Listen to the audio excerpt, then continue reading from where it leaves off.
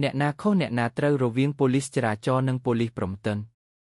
មានករណីថ្នាក់ចរាចរណ៍មួយបានកើតឡើងរវាងរថយន្តពីរគ្រឿងដោយបុរសម្នាក់បានអះអាងថាខ្លួនជាប៉ូលីសព្រំប្រទល់បានមកជួយសម្របសម្រួលគ្នាខាងរថយន្ត Land Cruiser និងទាមទារឲ្យសមត្ថកិច្ចចរាចរណ៍វាស់ជាតិអាល់កុលភីគីមខាងទៀតដែលបើកបររថយន្ត Nissan Navara ខណៈបុរសជាប៉ូលីសព្រំប្រទល់បាននិយាយថាតែកុងឡាននេះបានដូរយកមនុស្សស្រីមកឲ្យធ្វើជាអ្នកបើកបរតែសមត្ថកិច្ចចរាចរណ៍បានប្រតិកម្មរកវិញថាខ្លួនធ្វើតាមនីតិវិធីមិនអាចវាស់ជាតិអាល់កុលនៅកន្លែងកើតហេតុបានទេចាំដល់កន្លែងដោយនិយាយមិនត្រូវគ្នាក៏ស្រាប់តែបង្កជាចំនួនប៉ះទង្គិចគ្នាតែម្ដង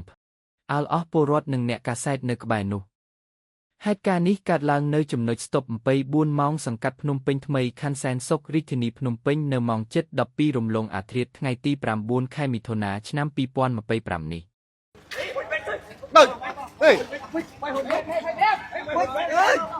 bà ê bông bông bông bà này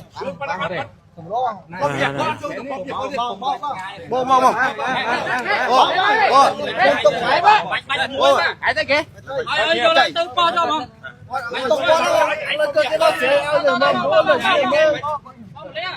nơi kia mơ cái mấy ớt chưa từ phân diệt rồi mà đứa bốc kia bên đây này ai tao máu phổi chứ ai tao máu phổi coi chứ ai tao máu phổi chứ hãy cho lên ai tao máu phổi chứ ai chia ba lại tao máu phổi ai chia ba đó ai tao máu phổi ai mới phải một anh nha chạy tròn vậy xe một bên hai bọn phân diệt con kia một cái lần ai chia ba lại tao máu phổi vậy tay cái ai tua nè con nè sai đó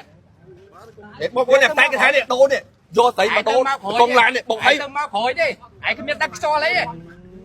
ngu à bộ má nó pha con ao phốt một bên đây ai tay ghế bộ ai tao máu phổi to lắm យ៉ាងណាមិញជុំវិញរឿងនេះក៏មានពលរដ្ឋម្នាក់បានលើកឡើងថាឆ្ងាញ់ត្រង់ថាមិនអាចវាស់នៅកន្លែងកើតហេតុបានទេចុះពេលចាប់អាល់កុលម្ដងនៅតាមដងផ្លូវគ្រប់កន្លែងគ្រប់ពេលវេលាមិនដេចមិនចាំយកទៅដល់កន្លែងចាំភ្លុំជាតិអាល់កុល